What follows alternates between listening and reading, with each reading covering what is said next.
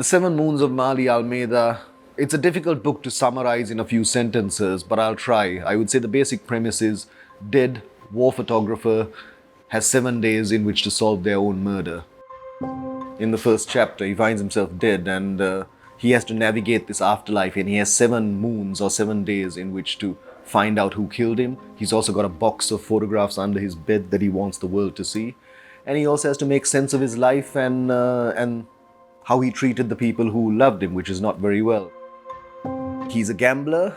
He's a closet gay man living in the late 80s in Colombo, Sri Lanka, the capital, but going to the war zone and photographing all these terrible, shocking, horrifying pictures of what's happening in Sri Lanka's war zone, and he finds himself dead.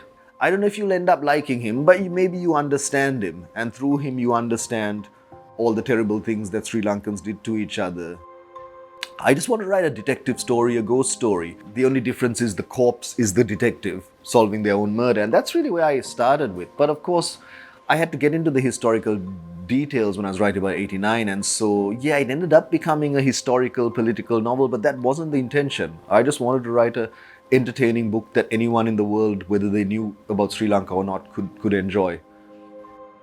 You know, it's about a very specific Sri Lankan dystopia. Everywhere in the world, we all live in dystopias, different types of dystopias. I mean, Greece has had their civil wars and their economic collapse. I don't know if there's many lessons to be learned, but I think perhaps you could relate to what's happening in my small country.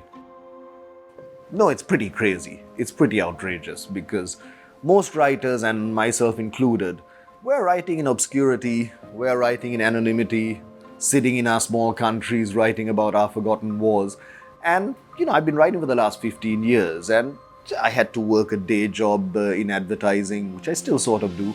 But the irony is, since winning it, I mean, the book's doing well and I'm traveling around and all of that, I haven't written a word. I've written maybe, no, that's not true. I've written maybe a few paragraphs.